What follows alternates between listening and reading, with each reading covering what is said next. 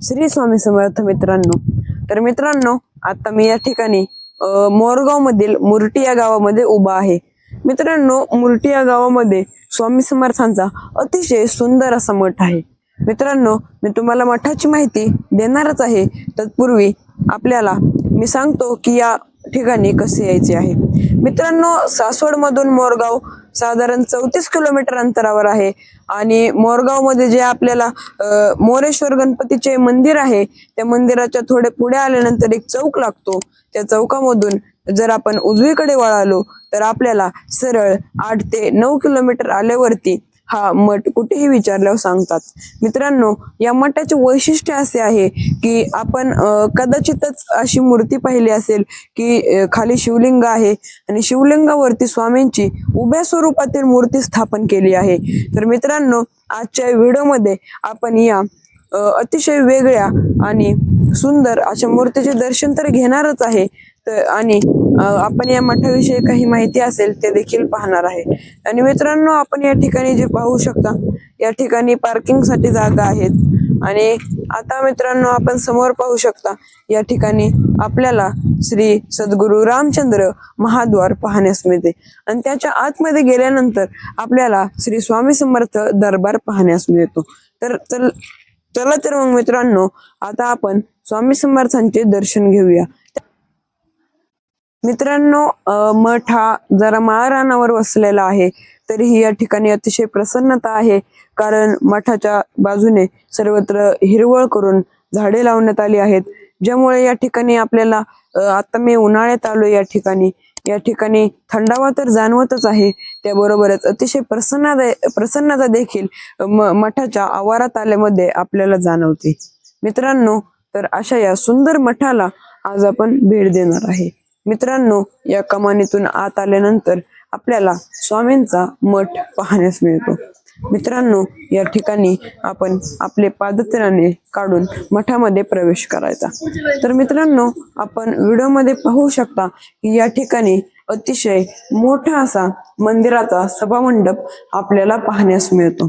मित्रांनो, सभामंडपामध्ये आल्यानंतर आपल्याला अतिशय थंडावा तर जाणवतच आहे, त्याबरोबर स्वामी समर्थांची अतिशय प्रसन्न व देखणी मूर्ती पाहण्यास मिळते.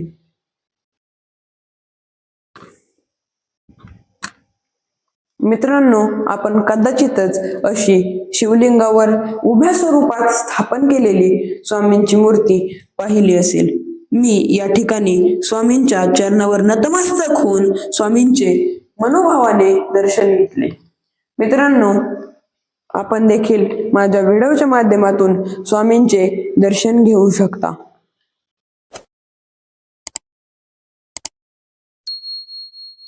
शिव हर शंकर नमामि शंकर शिव शंकर शंभो, हे गिरिजापती भवानी शंकर शिव शंकर शंभो, हे गिरिजापती भवानी शंकर शिव शंकर शंभो, शिव हर शंकर नमामि शंकर शिव शंकर शंभो, हे गिरिजापती भवानी शंकर शिव शंकर शंभो, शिव हर शंकर नमामि शंकर शिव शंकर शंभो, हे गिरिजापती भवानी शंकर शिव शंकर शंभो, शिव हर शंकर नमामि शंकर शिव शंकर शंभो, हे गिरिजापती भवानी शंकर शिव शंकर शंभो, शिव हर शंकर नमामि शंकर शिव शंकर शंभो, हे गिरिजापती भवानी शंकर शिव शंकर शंभो. मित्रांनो, आपण माझ्या व्हिडिओच्या माध्यमातून स्वामींचे अवधूत रूपातील अतिशय सुंदर असे दर्शन घेतले. तर मित्रांनो, आता आपण या ठिकाणी स्वामींच्या मंदिराला प्रदक्षिणा करूयात. मित्रांनो, या मठामध्ये आल्यानंतर आपल्याला खूप सारी प्रसन्नता जाणवते, त्याबरोबरच आपले जे दुःख आहे ते सर्व विसरून जाते. पुन्हा एकदा आपण व्हिडिओच्या माध्यमातून स्वामींचे अतिशय देखण्या रूपातील आणि अतिशय सुंदर दर्शन घेऊ शकता. मित्रांनो, यानंतर या ठिकाणी बसून मी जरा वेळ स्वामींचे नामस्मरण केले.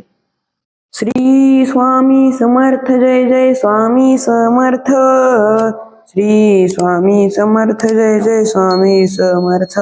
महाराज श्री स्वामी समर्थ जय जय स्वामी समर्थ. श्री स्वामी समर्थ जय जय स्वामी समर्थ. महाराज श्री स्वामी समर्थ जय जय स्वामी समर्थ. श्री स्वामी समर्थ जय जय स्वामी समर्थ. मित्रांनो, आता आपण या ठिकाणी मठाच्या डाव्या बाजूचे दृश्य पाहत आहे. मित्रांनो, या ठिकाणी मठाचे अजून बांधकाम चालू आहे. मित्रांनो, या ठिकाणी जो मठ आहे तो आणखीन वाढवण्याचे काम या ठिकाणी अद्याप सुरू आहे.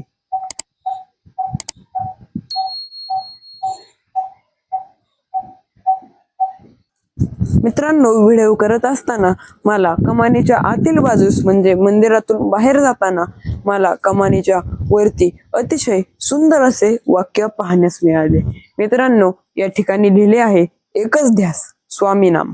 मित्रांनो, या वाक्याचा अर्थ आहे की स्वामी समर्थांच्या नावामध्ये अतिशय जास्त ऊर्जा आणि प्रसन्नता आहे. आपण स्वामींचे नाव आपल्या मुखात सतत घ्या. तर मित्र